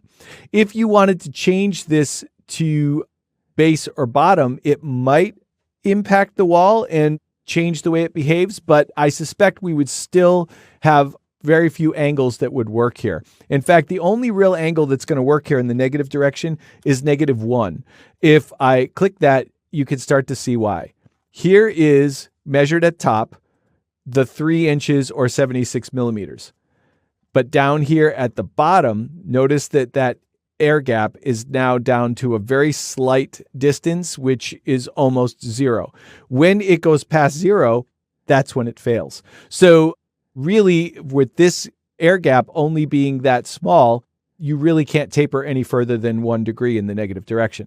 So that's where this wall comes in. What did I do here? Well, if I click Edit Type, I have just increased the size of the air gap. So now, if you wanted to try a negative value of, say, -5 inches on this wall, it should work just fine. Now, again, this one will fail eventually. If you go to, say, -10, maybe -15, something like that, you will start to close in that spacing there. So really, it just comes down to math at this point. You need to know how big your variable layer is and make sure that your angle doesn't exceed that so that you don't create a situation where it fails. Now, another really interesting feature that tapered walls have is that if you want, you can override the taper angles on a per wall basis. So what I'm going to do is make a couple copies of this wall, and I'll select this first copy, come over here to the cross-section definition, and notice the Enable Angle Overrides feature. I can check that, and now I could put in a custom angle for the exterior angle, and even though the type says use -5, this wall is using +5. And I could do it again with this one, and let's put in -10, which should still work. Nope, that's too far, so let's try maybe something like -8. There we go. Okay, that works. And so now each one of these walls has their own unique settings for the angle parameters. This one is still using the settings of the type itself. So if I select any one of these instances, it doesn't matter which one, and I go back to Edit Type, if you change the angle here, so let me change this back to 5 degrees and click OK. Notice that the one on the left and the one on the right will not comply. They're going to stay with their custom angles, but the one in the middle did change. However, if you go to Edit Type, Edit Structure, and you change the size of the thermal layer, so let's go with 3 feet imperial or 900 millimeters metric, that will apply to all 3 instances. So the only setting that's being overridden here is the angles. Everything else is still being driven by the type, which I think is pretty powerful and pretty useful. So there's certainly plenty more that you could do in this file to experiment and kind of get comfortable with how the tapered walls behave. But I want to offer you one other example. Here in the background, I have the sample architectural model that comes with Revit open. Now, we've opened this model before, so you should know how to get to it. What I want to show you is that there are both tapered and slanted walls in this model. So if you want to see an example that's maybe a little bit more practical, then this could be a good place to look. Now, what I'm going to do is zoom in on these bays down here on the lower left-hand side, and these bays are pointing due south, and they've got sloping walls because there are solar panels mounted on them. So those sloping walls help the angle of the wall get closer to the sun angle. I'm going to cut a section right through this window here, running perpendicular, and it's going to go all the way back here. I'm just going to pull it back so that we're only looking at this bay. Now, you may be wondering why I didn't just open this section. This section has some display overrides on it that I didn't want to deal with. So I'm going to create a custom section so that we can open it up and do whatever we want graphically here. Now I'm going to zoom in here, and what you're going to see is that this is the tapered wall. Now, I'm going to get some of this other geometry out of the way, like the structural model here. I'm just going to go to the sunglasses and hide that element. And then I'm going to come over here to the detail level pop-up and choose medium and show you that the wall assembly here looks essentially like the one that we were just working with. And you can click on it and you can edit its type and you can understand the same set of properties. But notice that the air gap is set to variable and it's got an angle assigned to that. Sitting on top of that is a curtain wall that follows the slope. So if you first hover over it, it's going to say model group, press tab, and you should be able to reach right in and grab the curtain wall called solar panels. And if you scroll down, you will see that its cross section is set to slanted and the angle matches the tapered wall underneath. So here's a really good example of both a slanted wall and a tapered wall. And if you want to play around further with them, hopefully that will give you a little bit more comfort level with both of those tools. If you are using either slanted or tapered walls, then there's going to be some additional parameters and considerations for your windows and your doors and your sweeps. And so in this video, I'd like to look at some of those issues. So this in some ways will tie together lots of the topics that we've been talking about in many of the previous videos. So I'm going to zoom in here and select this wall on the exterior of the small building. And I want to make that a slanted wall. So I'm going to scroll down here on the properties palette, and the cross-section parameter I will change to slanted, and then I'll give it an angle of maybe 5 degrees, and let's apply that. And you can see that a positive angle typically will tilt it in toward the building. And if you want to tip away from the building, you can use a negative angle. And when I do, that's going to generate a warning here. Now, no reason to panic. It's not that big of a deal, but let's go ahead and expand the warning and see what it is. It's talking about the roof and the wall, and we could either unjoin the elements or click OK and ignore the warning. So the idea is really quite simple. When you tip this wall away from the building, you're going to have a gap between the roof and the wall. And so even though they're joined, they're not touching. You can unjoin them, or you can just click OK and ignore that and worry about it later. If you're going to go back later and edit the roof and fix that problem, then you might want to leave them joined. So that's why I'm clicking OK there. So now I want to talk about the first issue, which is inserts. And in this case, I've got windows here, but the same would apply with doors. When you have inserts in a slanted wall, you will now have a parameter on the properties palette called orientation, and you can choose between vertical or slanted. So if I choose slanted here, notice that the windows will now match the orientation of the wall, which looks a lot nicer here in this 3D view. But if I open up this section view that I have right here, and let me zoom in, you may or may not be satisfied with the orientation of that sill and head any longer. So I'm going to right click and choose select previous. And unfortunately, you just have the two choices. So if it's slanted, it follows the slope of the surface, but the head and sill are also going to be slanted. If it's vertical, the head and sill are parallel and oriented to the ground, but now you're going to see the wall is kind of poking into the interior of the space. So you're going to have to choose the one that you dislike the least, I suppose. If you wanted to customize that behavior in any way, that would, of course, involve selecting the family and editing it in the family editor. And that, I'm afraid, is a little out of the scope of what we're going to discuss right here. But that is, I suppose, a third option. Now, let me move up toward the top of this section cut. And this is where that error was generated a moment ago, by the way. So now you can see it more clearly that the roof used to touch the wall, and when we sloped away, there's now that gap there. So to fix that, you could select this roof, go to Edit Footprint, and edit the sketch so that it now touches the wall. I'll let you do that on your own. But meanwhile, I want to talk about what's going on here at the top of this wall. You can see it looks a little strange. Now, to really understand that, toggle thin lines, and now it should be pretty evident what the problem is.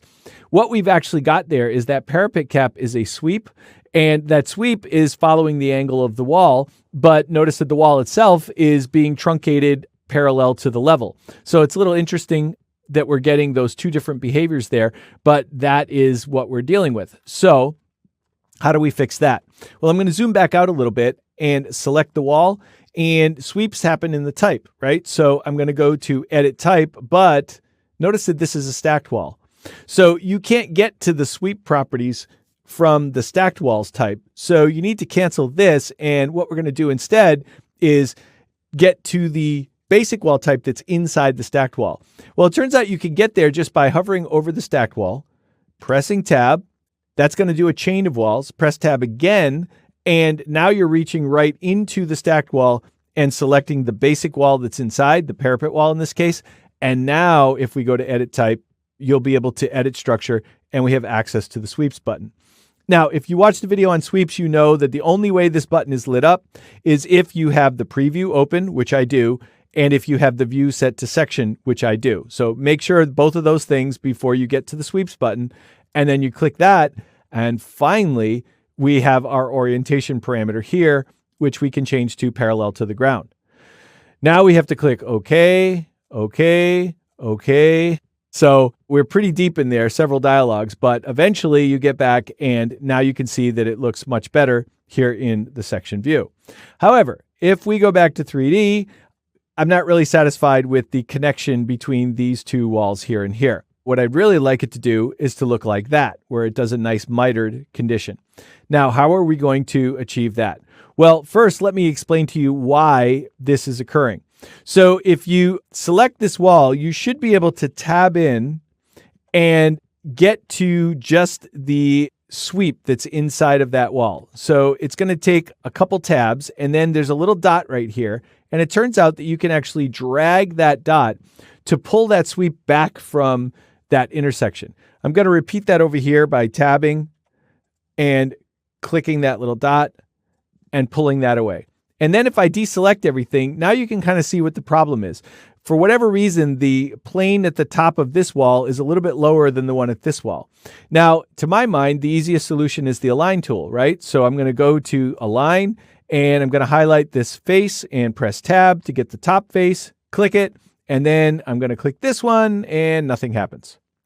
So we're running into, again, another issue with respect to this being a stacked wall. So at this point, you may be thinking, why bother with these stacked walls, right? And it's a fair comment. But in this case, I'm afraid the solution is going to be to remove the stacked wall. Now, if you're not sure how to do that, let me remind you that you can select a stacked wall, right-click, and choose Break Up. And when you do, let's press Escape a few times to deselect. When you do, you now have two separate basic walls sitting on top of each other. Okay, so it's no longer a stacked wall, and that also means that you should be able to go to Align, tab into this top surface, and then pick this top surface, and now those two surfaces are flush with one another, and I can go back and tab in a few times and get this sweep here, stretch this to that corner right there, then I'll tab in a few times to this one, and grab that one, and snap it to the same location, and that will clean up the miter nicely. Unfortunately, though, we need to do it at both ends. So I'm going to tab in again, but at least in this case, we only need to adjust the grips here because it's already flush. So I'll just tab in a few times to get those grips, and then that completes that. So those are some of the issues you might run into when using slanted walls with respect to doors, windows, and sweeps. Let's spin around to the other side here and talk about a similar condition that will occur if you're using a tapered wall. Now, the first thing you want to know is that stacked walls don't support tapered walls. So if I scroll down and try and change the cross-section here to tapered, it will tell me that it's not allowed for stacked walls. Okay, fine. So let's right-click and break up again. And then I'll select the one at the bottom here. And I want to set that one to tapered. But you might recall from the earlier video on tapered walls that you first need to go to Edit Type, edit the structure, and decide which layer you want to be variable. So I'm going to make the air gap layer variable, click OK. Then you decide what angle you want it to be. I'll do 5 degrees on the exterior, click OK. And finally, with that wall selected, I will change its cross-section to tapered, and that will kick it out. And the only thing I wanted you to see that's a little different here is if I select these windows and scroll up, notice that the vertical cross-section here now has two options.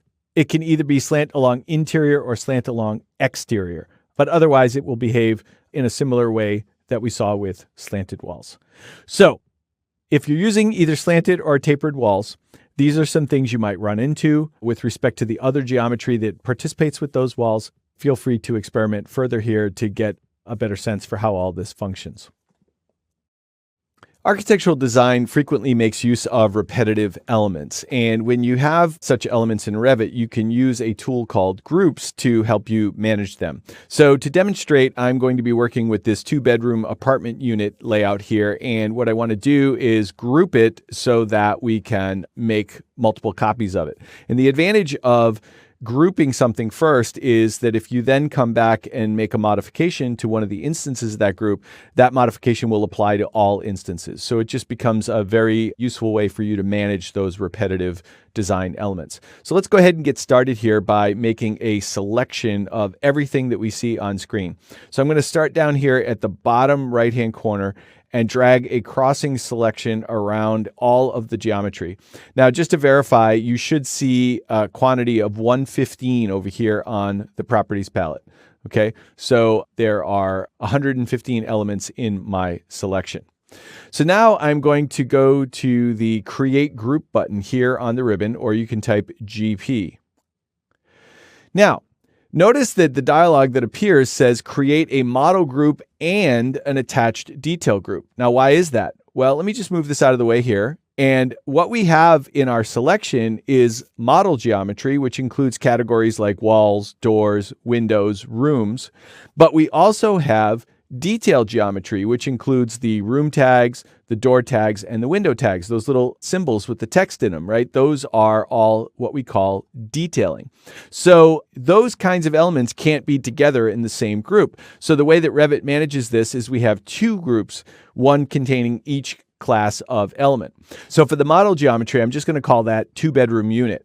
And for the attached detail group, since all it contains is tags, I'll just simply call that tags, and I'll click OK. So it's not really that important what you name those things, just as long as you use a nice descriptive name that makes sense to you and your team. Now, you can tell that you have a group because you'll get this dashed box around it. So notice the outline here on the edge. Now, what I'm going to do is click away from it to deselect everything, and then I'm going to move back and start to highlight it, and you're going to see that dash box appear. And it's going to tell you that that's a model group. Now, if you click to select, notice that selects only the model geometry. All of the tags are not selected because those tags are in a separate group called a detail group. So let's click away from it to deselect and start moving nearby this window tag. And notice we get a separate dashed box, and that tells us that's an attached detail group. Now, you can tell that it's an attached detail group when you click on it because it will have this little paperclip icon here in the middle indicating that it is attached. Okay, so that's what we created when we did the group command. Now let's, see some of the things we can do with this. First of all, I want to add another instance of this model group. So I'm going to zoom out a little bit and maybe pan over here to give myself some room. And the way that you add another one is to scroll down on the project browser, and we're going to locate the groups branch here, and I'm going to expand that, and then scroll down further, and you'll see both a detail branch and a model branch. And then I'm going to expand that model branch because that's where my 2-bedroom unit is. Now, you may be surprised that the detail branch is not expandable. So where did those tags go? Where did that tag detail group go? Well, because it's an attached detail group, it's actually indented beneath its parent model group right here. So you can see that the hierarchy is established there to let you know that tags relies on that parent group of 2-bedroom unit. So what I'm going to do is just simply drag and drop 2-bedroom unit from the browser somewhere in the drawing window. And then I'll just click over here to the right to place it next to the first one. Now I'm going to click the Modify tool to cancel. I'm just going to make the one copy there. Come back and select that model group. And the next thing I want to point out to you is this little symbol here in the middle. So you can see there's a little dot here and then an X and a Y. That indicates the insertion point of this group, or the origin point of this group. So I'm going to click that and drag it because it's kind of sitting randomly in the middle there. And I think a more useful location for it would be up here at the middle of the exterior wall. So now you can see it's right in that location. And if I zoom out and come back and select this first instance, notice that it is moved in that one as well. So that's the first example of being able to make a modification to one instance of the group and having it apply to all instances. Now, what's the advantage of having done that? Well, let's zoom out a little further and give ourselves some more room over here to the right. Let's drag in another copy of 2-bedroom unit. And now notice that we're dropping it in relative to that new location of the insertion point rather than that random center point. So if you create a group and you want to relocate the insertion point, it's pretty easy to do. So I'm going to go ahead and click the Modify tool to cancel there. Now, you'll notice that these two instances here do not have any tags. So when we drag them in, it just brought in the model groups. Now, to add the tags, the attached detail groups, the process is a little different. So instead of drag and drop, we're going to select the ones that we want to add the tags to, both of these on the right here. And then I'm going to click the Attach Detail Groups button. So that's up here on the ribbon. In this dialog, you'll see any attached detail groups that are available. We only have the one, so we're going to check that one and click OK. And that will add a set of tags to each of those instances. Now, I'm going to zoom in over here on the original copy, the very first group that we created, and the entry space. And notice the number of the entry is entry 101.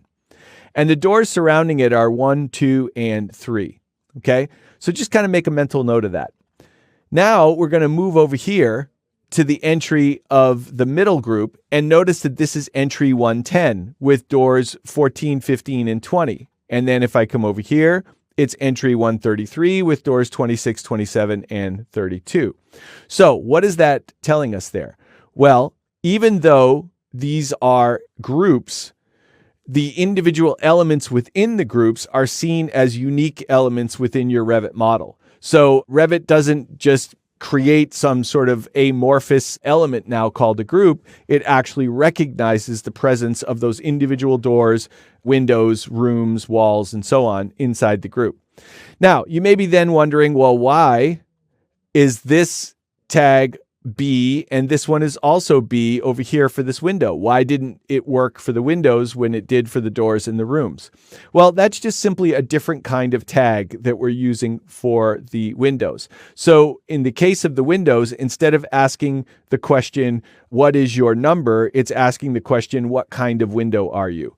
But I can show you that if you were to hover over the window, press tab and click on it, scroll down a little bit, that's window mark 100. And if I come over to this one, tab in and click it, that's mark 103. So those two are unique windows. It's just that the tag is not reporting that information. The tag is instead reporting what kind of window it is. And you can see that by tabbing in, clicking edit type, scrolling down, and there's the type mark right there.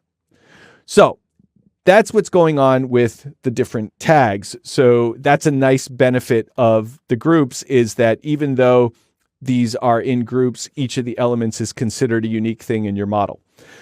So now let's talk about changing the group, right? So it doesn't matter which one you select, but select one of the instances of the model group. And now I want to make some variation. So to do that, I'm going to click the Edit Group tool here, or EG.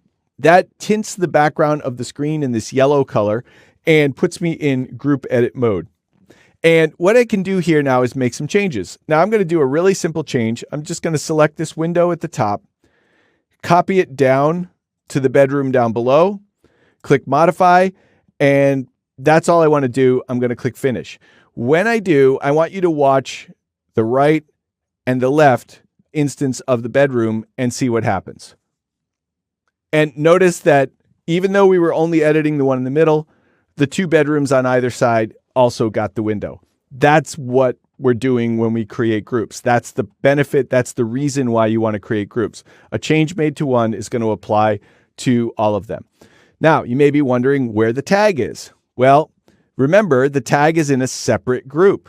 So in order to get that tag to appear on the new window, you would need to edit that attached detail group and add it. So let's do edit group. To add it, we're going to use the tag tool here, tag by category. I don't want a leader, so I'm going to uncheck the leader, and I'm just going to touch this window. Now, be careful, because if you just go right in and click it, it'll actually try and tag the group itself. Press your tab key to get to the window, and then you can tag it. Click finish, and you're going to see it add that tag to the other two windows on the other side. Okay? So let's do one more modification. In addition to being able to modify and have it applied to all the groups, maybe instead of updating them all, you want to try a variation. So I'm going to select one of the instances of my model group. Again, it doesn't matter which one. I'm going to go to Edit Type this time. And up here at the top, we just have the one type, the original one that we created, 2-bedroom unit. So I'm going to duplicate that and give this a new name and click OK. So it doesn't really matter what you call the second one. It's up to you. And then I'm going to immediately edit that group. Now here, I'm going to take this window at the bottom of the plan and change that to a bay window to match the neighboring space over here. So now it looks like that. And then I'm going to select this window that we copied a moment ago, and I'm going to delete it. Now, you may be seeing already over here on the left-hand side that the tag already deleted. So unlike adding, where you had to specifically edit the group to add the tag, when you delete the host, the tag doesn't have a choice but being deleted. So in the case of delete, we don't need to do that extra edit. Let's click Finish here.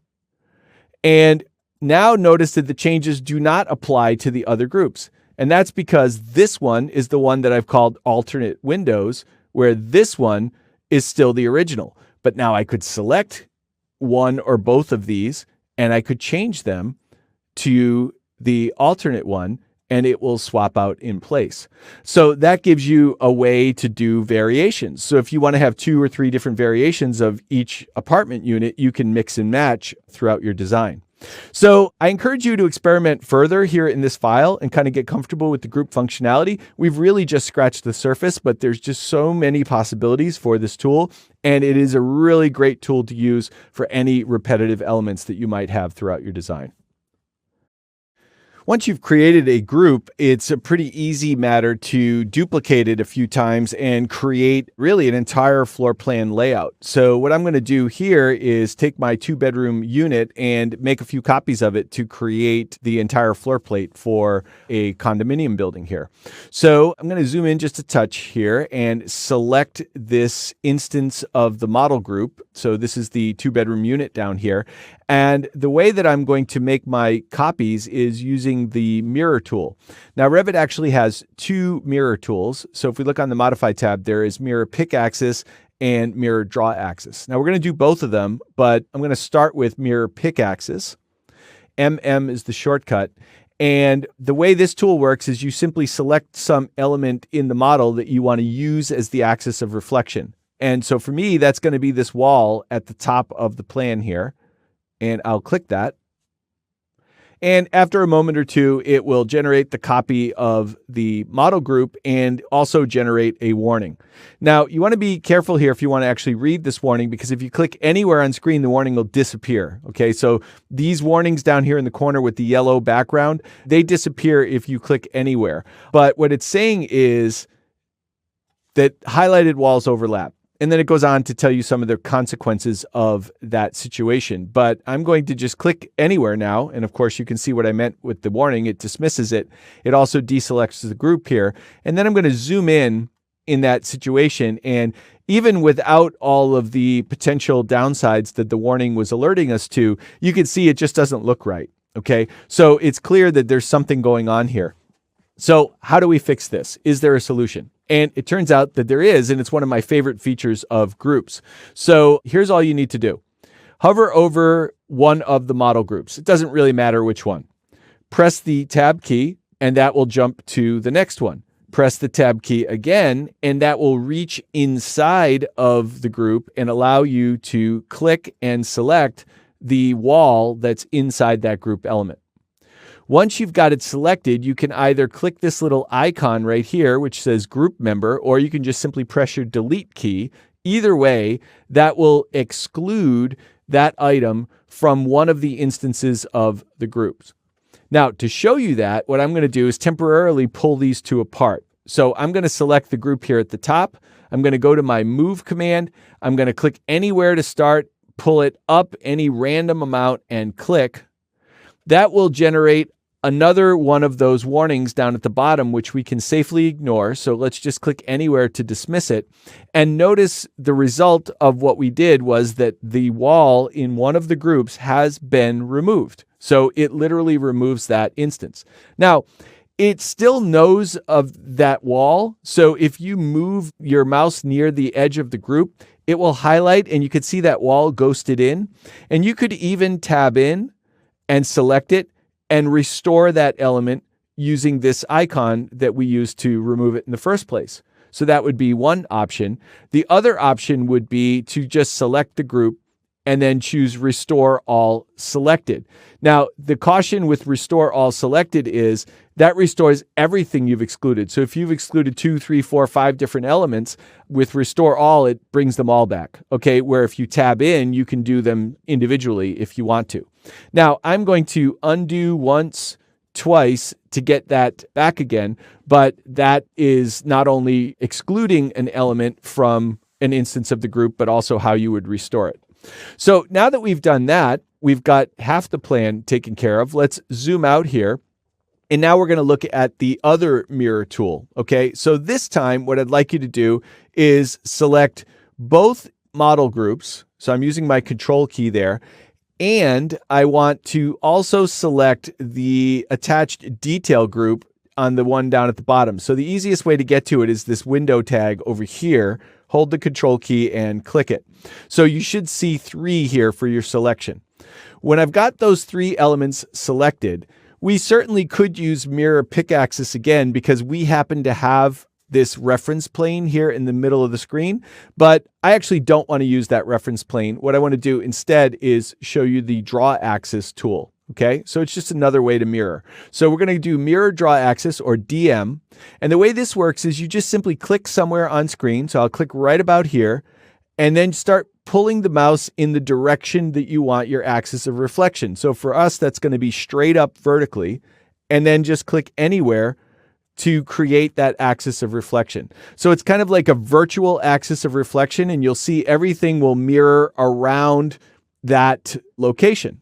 Now, once we've done that, I want to pull these together and kind of tighten up that space in between. Now, if you're not seeing a bunch of dimensions on screen like I am, come over here to the ribbon and click this Activate Controls icon. Okay, so when you toggle that on, you should be seeing lots of dimensions. And the dimension that I want to modify is this one down here toward the bottom, which is giving us the distance between the group on the left and the right. So I'm going to click right in that label, and I'm going to change it to 10 if you're working in imperial, or 3000 if you're working in metric, and then press enter. Now, when I do that, you're going to see a really strange behavior happen with the attached detail group. So this is kind of a interesting and slightly unexpected behavior, but here's basically what's happening. So the rooms have these room labels, and we haven't really talked about rooms yet, but rooms are special in a variety of ways in Revit. And we are going to discuss them in a future video. But in general, what you need to know right now about room tags is room tags get unhappy when they're outside of their parent room. To solve that, you can turn on the leader. Okay. So Revit is trying to do this for us automatically, as you can see. So all of the room tags you can see have just sprouted these leaders. The trouble is when we did the move, it got confused over the position. And so the tags are still outside of their rooms somehow. So to solve that, what we're going to do, like the workaround that I'm going to use to get around that problem, is to just select that attached detail group and delete it. And then I'm going to add it back again. And in fact, I'm going to add it to all 3 instances that don't have tags by selecting them with the control key, clicking attach detail groups, and then I'll check the tags box here and click OK. And that should take care of the problem. Okay, so these new instances of the attached detail groups are now correctly situated on top of their respective rooms. So it's a little bit of a strange behavior there, but rather than panic, it was a pretty easy workaround to solve it. So now we've got the overall layout, and it was just a matter of doing a few quick duplicates with the mirror commands. And of course, there are some additional things that would happen here. You can box in some stairwells and some elevators and so forth. But you could see where if you're working with groups, you can very quickly create the majority of a floor plan layout just simply by copying and mirroring those groups around.